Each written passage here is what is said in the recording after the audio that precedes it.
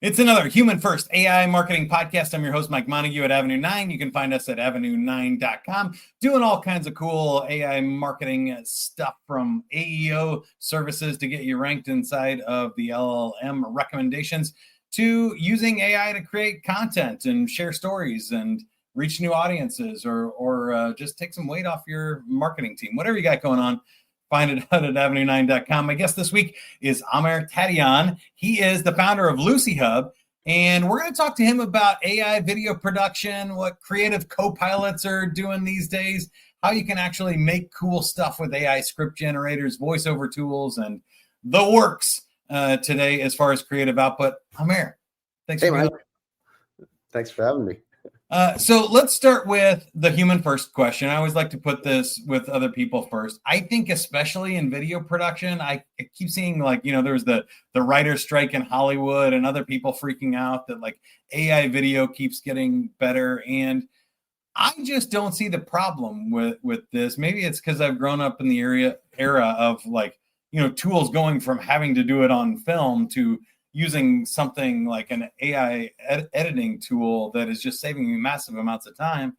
I kind of see AI as creating an easier way to make stuff, opening that up to more people, not less people, and giving you more options for creative storytelling than you've ever had before. But what's your take on this? You and I are on the same page on this. I think what it's done is, and I think if I'm going to give you an entrepreneur's lens, launching a business, and let's look at the production work. Getting a project off the ground is really hard. We were talking about animation before we started the show. Doing an animated project is really, really expensive. Now think about all these people who have amazing ideas for a show who never ever get to see the light of day because it's just about capital. It's literally just about capital, right? Yeah.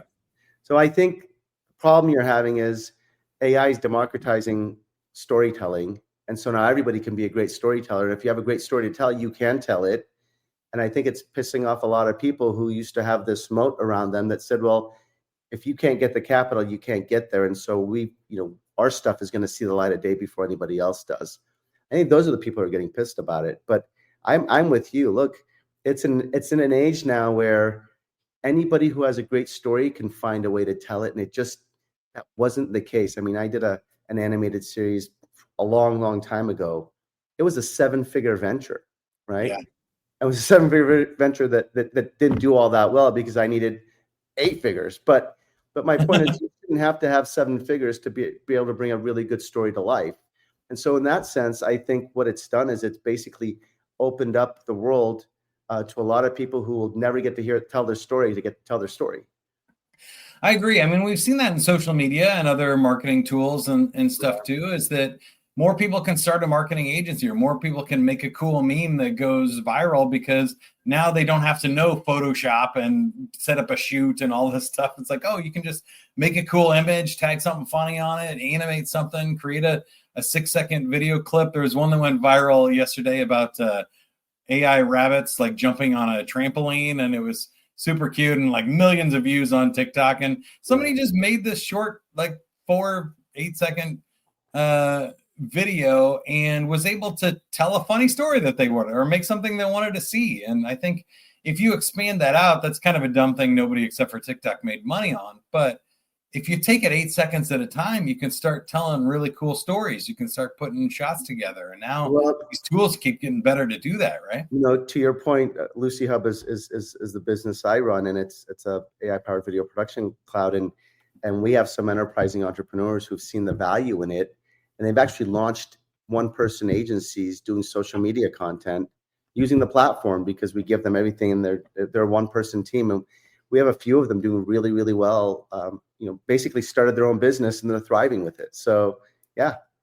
And I get, it depends on which side of the fence you're on. I suppose if you were the photographer or you were the videographer creating the stock footage and all of the stock images for these ads and stuff, that's one thing. Your income is going to be a little bit different, or you still have to find a voice. It was already hard because so many people were doing it.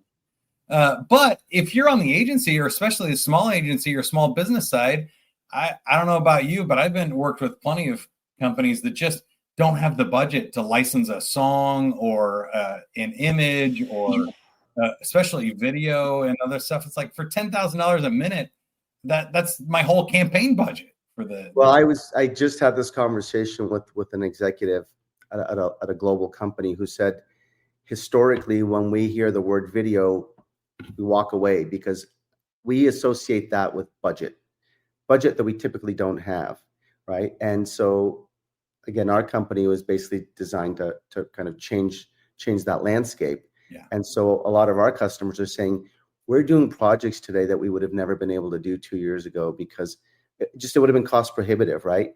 We're taking risks now that we would have never taken 2 years ago because if it fails, we didn't blow a quarter's worth of budget.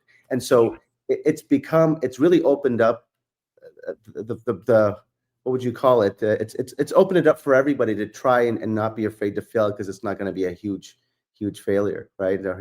I love that. And I'm seeing the same thing with all levels of marketing, which is why I started Avenue 9 and got so excited about it because I was like, oh, if I can do this in a tenth of the time or a tenth of the cost, I could either help 10 times as many people or I can take 10 times as many swings at it, as you said, and I can do some really cool things that weren't possible, especially for small and medium-sized businesses 2 years ago. But tell me, I want to switch gears a little bit because I think we've nailed the problem and the opportunity, but how are people actually going about making a video or a commercial or a project, any type of storytelling? I don't think you really care what they make in your platform, but how they make it has changed significantly in the last year. Yeah, it has. So LuciHub is really a human first platform. It's human editors, AI agents working together to create video content with quality at speed and scale, right? You could usually only have one or two of those three. Today, you could arguably have all three of them because of AI. But what we've seen really shift is, well, first of all, the demand, and we sell to businesses mostly. Like we started out in events, but we sell to the enterprise. And what we've seen is this huge shift to we need more content and we need it now, but we don't have enough people to do it, and we don't have the budgets to do as much as we'd want. And so what we've done is we've said, look, no one's going to tell your story as well as you are. No agency is. You live it, you breathe it, you do it every day. So we've empowered them to tell the story with AI agents, right? Script writers, voiceover generators, shot list generators. But then what we do is we bring it to the finish line for them. And as far as the filming goes, 95% of our clients are filming on a phone these days. Literally, they're filming on a phone. And so we empower them to be mobile first. We give them the AI tools to coach them, and then they upload everything. And when they're ready, we take it to the finish line with a professional editor. And that professional editor is using AI agents to accelerate edits, right? So now you can do a lot more with a lot less. But we see all sorts of stories coming out now. And I think the other fundamental shift, at least in our space, is enabling the frontline workers to be storytellers. So historically, marketing teams would come up with the story and say, this is the story, and they would push it out. Now marketing teams are they're collecting the stories, curating the stories, and pushing them out. So it's a fundamental shift in our industry in how the story of the brand is being told and how frontline workers are being enabled to tell it through their lens, which is really, really cool.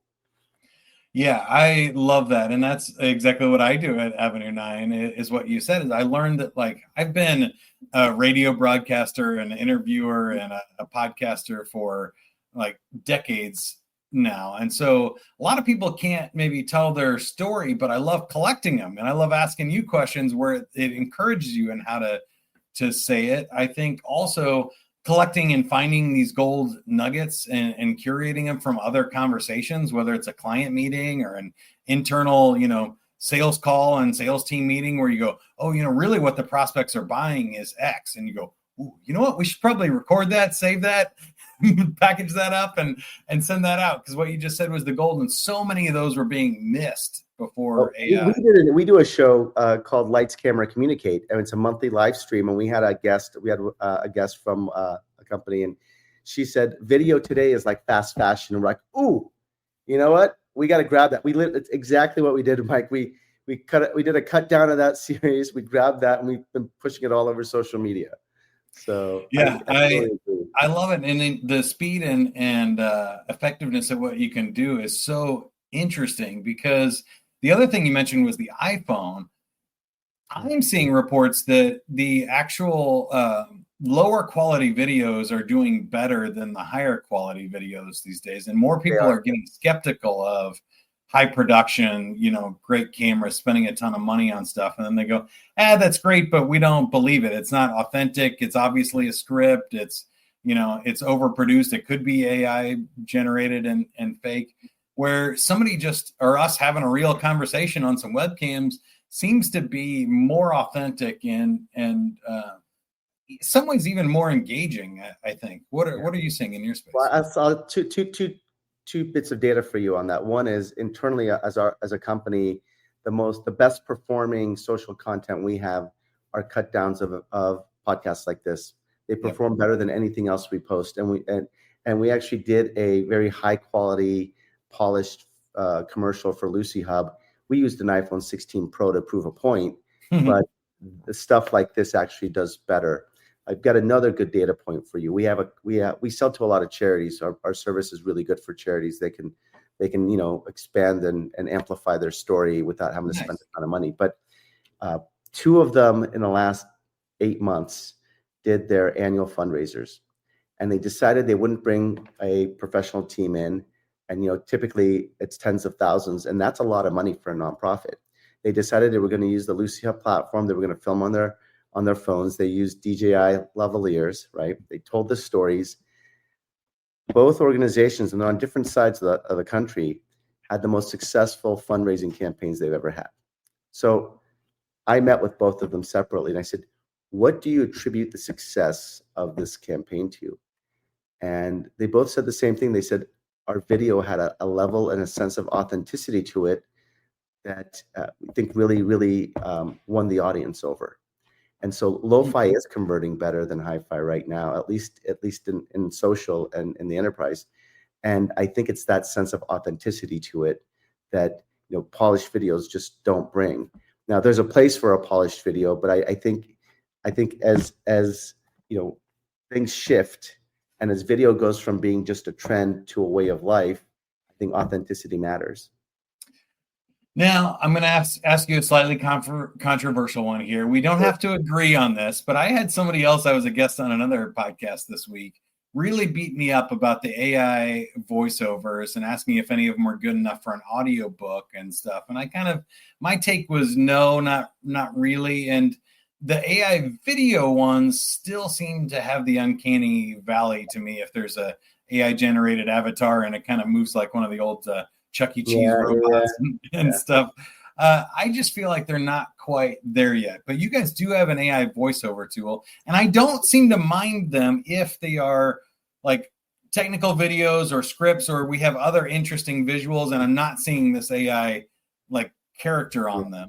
So we don't have avatars yet. We do have voiceovers, and I think you're right. I actually don't think they're great. I think there's a place for them, and that's it. Now, if you look at our audience, the shelf life of the social content they're creating is about 3 days.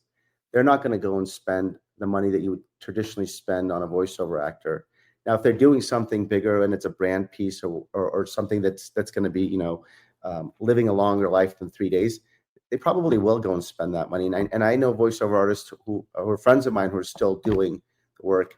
But even one of them last month said to me, I'm going to refer this client to you because what they want and what they want us for, it just doesn't match. So I think it has its place. Is it going to replace everything? I don't today. No, it won't. In fact, ours has multi-language support. The foreign languages sound better than the English does.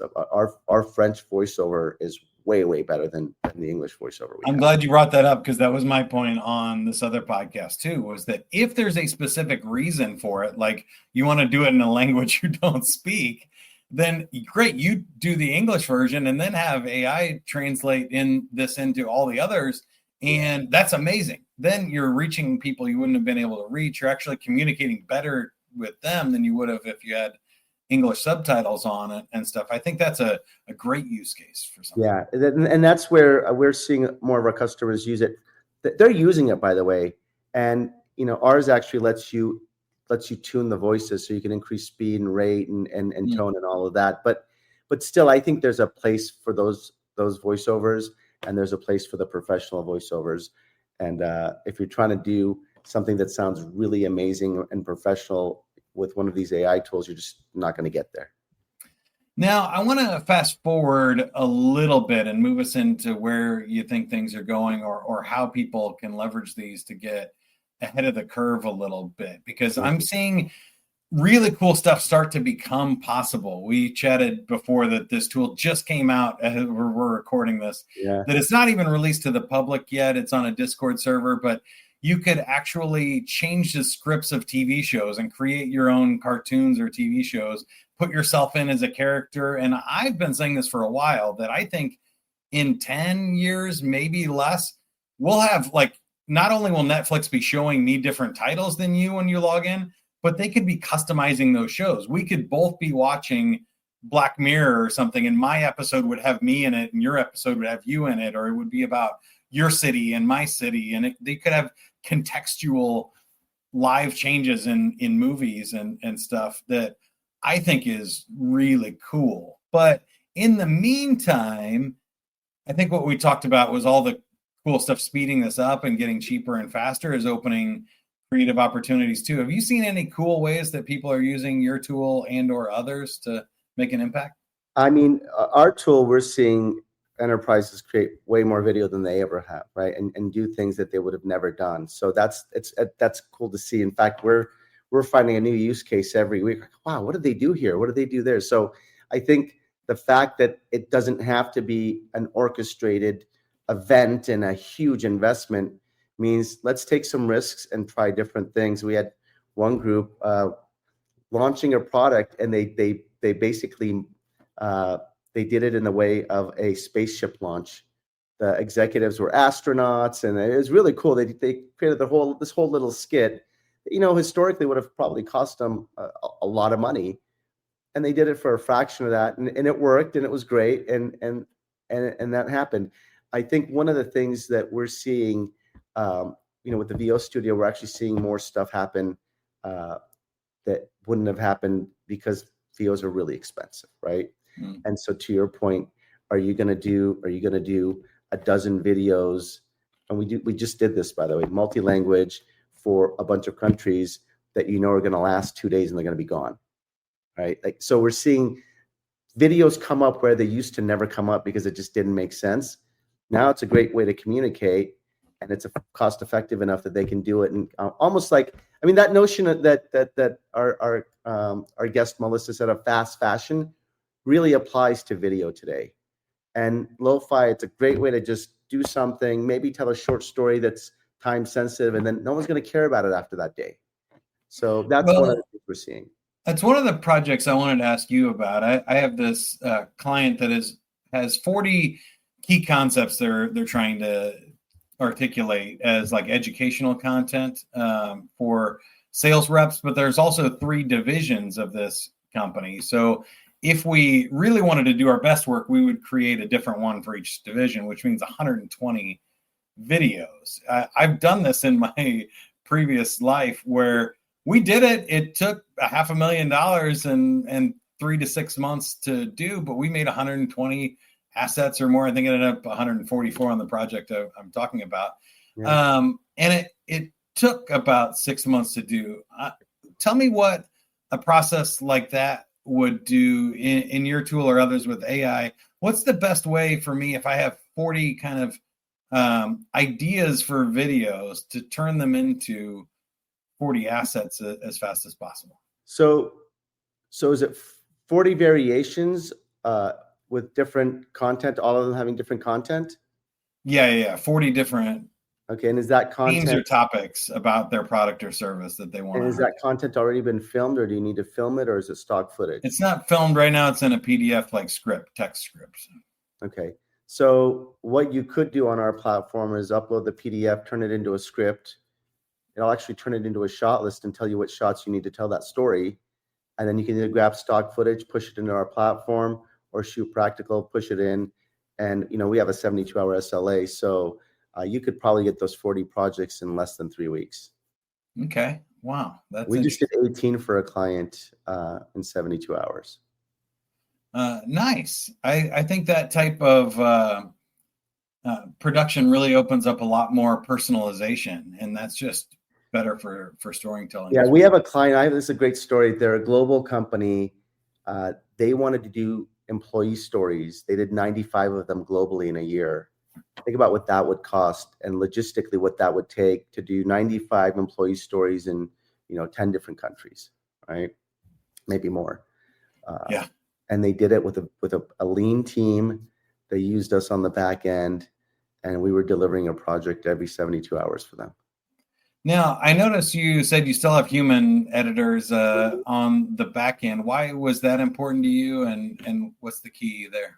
So I think in our business, it's always going to be important. I think in any creative space, you've got this level of subjectivity. What looks good to you may not look good to me, and vice versa. And in our business, our customers don't want to compromise quality. And at least today, AI is not in a place where it's going to give you a polished product. It's going to give you some semblance of a project, right? I actually think the best use of video AI is for B-roll. It's creating stock footage.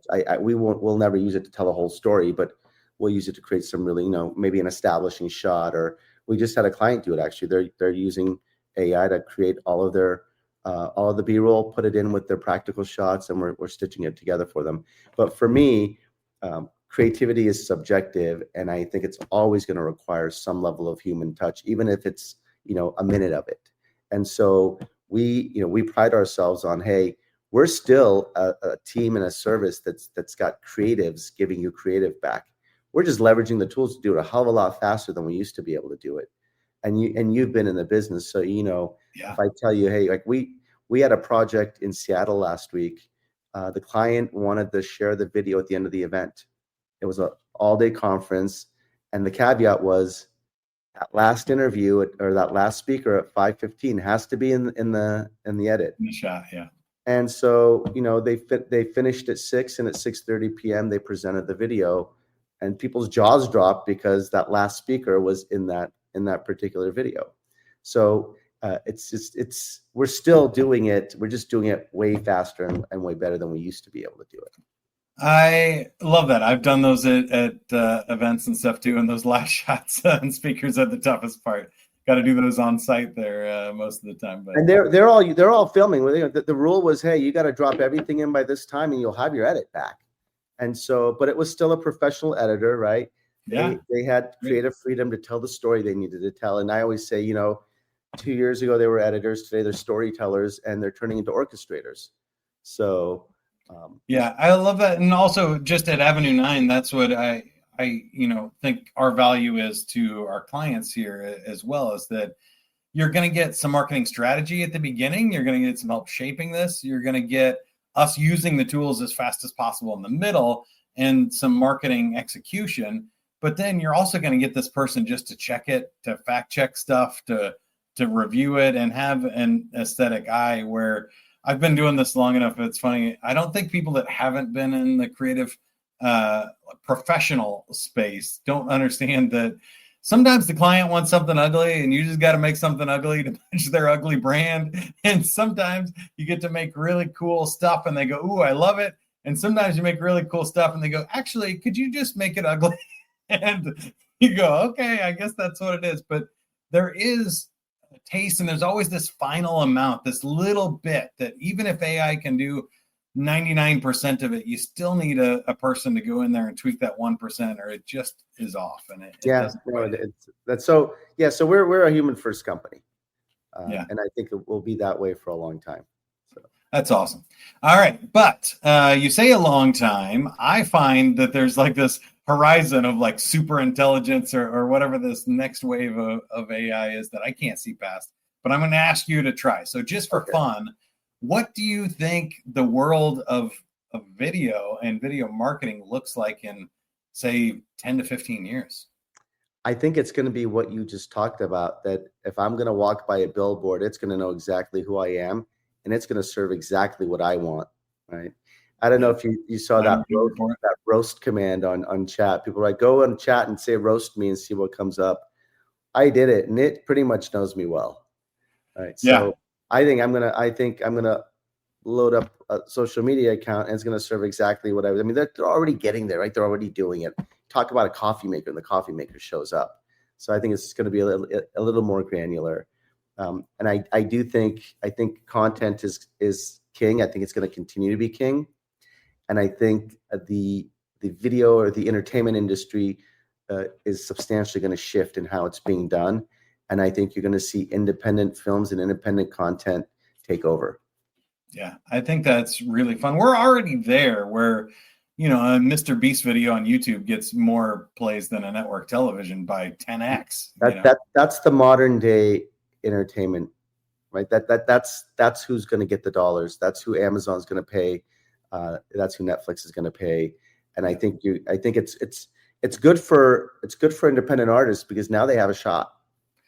Well, I think it's going to split again. So, continuing down that route, we went from, 4 channels to 100 with cable to now millions with YouTube. Yep. But I think it can even be more. I think people are going to get their own individual algorithms and be able to create custom content and stuff. So in that space, it'll be really fascinating to see what the idea of a channel is in a world where there's no pipes or channels anymore. It's a distributed network.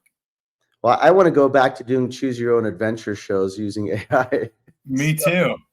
I can't wait. There are people doing it. I've seen Netflix kind of launch those. Have you ever tried any of those where you can? Well, I actually made one years ago using the DVD as an authoring tool. So we actually created multiple scenarios, and you got to pick what it went, and you went that route. It was at that time I was doing it with animation. There was another company that was doing it. It didn't get very far, but I think we were the only two that were using the DVD authoring tool as a UI.